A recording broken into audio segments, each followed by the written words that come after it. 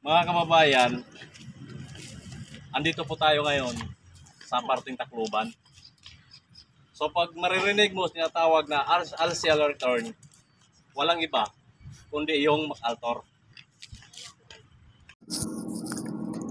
Kapag maririnig mo ang salitang Alcial Return, ang ibig sabihin na nun ay walang iba kundi si Douglas MacArthur o General Douglas MacArthur.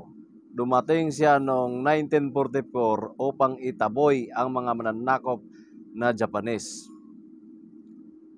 Kasi daw, unang dumaong si MacArthur dyan sa may Tacloban, kung kaya't tinatawag itong parting ito ay MacArthur. Kumalat sa buong mundo at nilagay sa kasaysayan ang salitang MacArthur, Alcial Return. Kaya hindi na yan maaalis na sa atin mula noon at hanggang sa kasalukuyan, hanggang sa kapu-apuhan natin. Hindi yan mawawala ang pangalan na nakatatak sa ating mga kaisipan. MacArthur ay siya ang unang Amerikano na tumugis at tumulong sa ating bansa. So ipagdiwang natin at ipagbunyi na kung wala si General MacArthur ay siguro hindi natin alam. Kung kaya tinatawag ito ng Tacloban nang dahil nga nasa gitna, nasa baba, pinaikutan ito ng bundok. Kung kaya tinatawag na Tacloban. Siguro, yun ang research ko sa mga sinaunang tao at mga pinagtanungan ko na nabubuhay pa. Kung kaya tinatawag na Tacloban ay pinaikutan ng bundok at may pumasok na, para ba siyang may kanal siya at pinaikutan siya ng mga bundok. Kaya tinatawag na Tacloban. Mababa kasi siya, guys. So ngayon, iikot muna tayo sa buong kapuluan ng Tacloban. Kaya antabayan po ninyo ang aking mga susunod na mga kwento at henerasyon. Marami pong salamat and God bless sa inyong lahat. Mga idol, kaludi, babalik na tayo kung saan tayo nanggaling. At meron pa tayong trabaho na naghihintay sa atin. So binisita lang namin yung tinatawag na Alcial Return.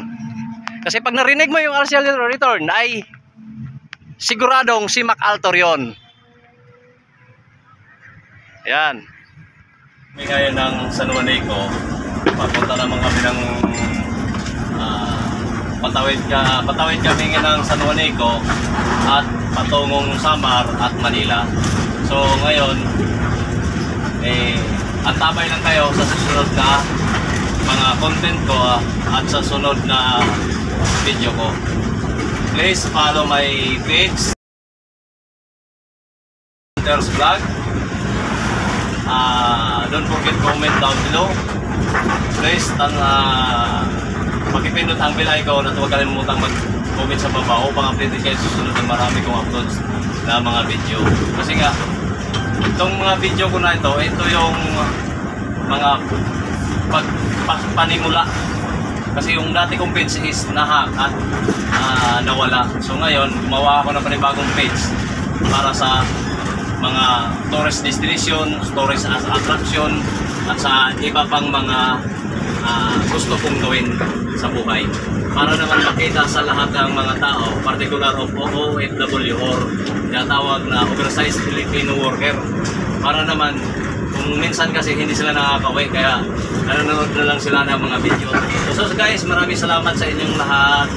Bye-bye. Back na naman sa panibago nating episode at video. Nakilala ako sa social media bilang isang huntingero. Ngayon, kakaiba ang ating gagawin. Ipapasyal ko kayo at itutur sa magagandang tanawin dito sa ating bansa, sa partikular sa Kabisayaan. Noong unang panahon, ito yung tinatawag na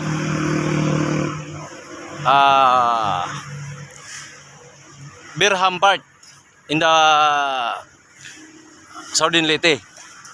So ito yung na ano noong araw na mga nahagip ng Yolanda. So panoorin natin at tingnan ninyo kung ano na ang hitsura ngayon. So nandito tayo sa beach, sa tabi ng dagat, sa tabi ng ilog. So guys, papakita ko sa inyo yung lahat ng ganda ng ating kalikasan. So guys, ito. Tara na, let's go. Maitim na buhangin,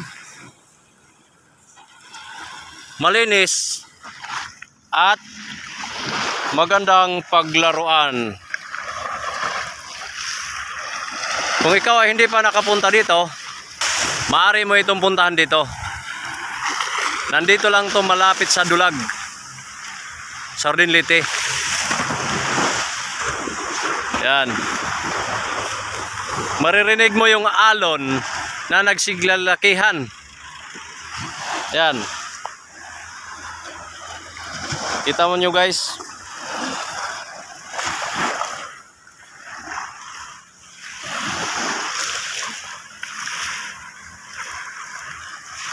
Magandang panahon dito ngayon.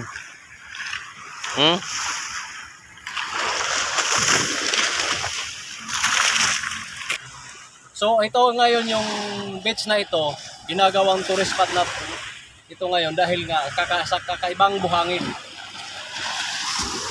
Yan o. Malinis, pinong-pino.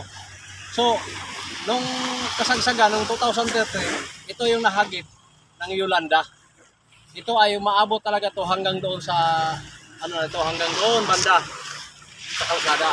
So ngayon malinis na uli at magiging beach resort na rin uli dahil nga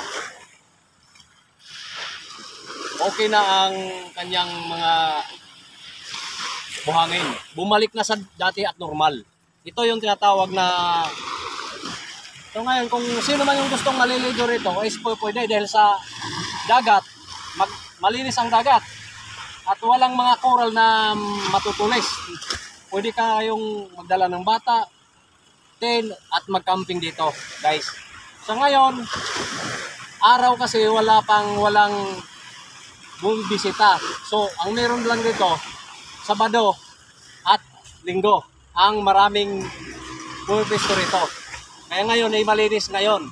Meron na silang mga cottage doon banda oh. Yan, yung mga cottage na winawalisan, yan meron yan.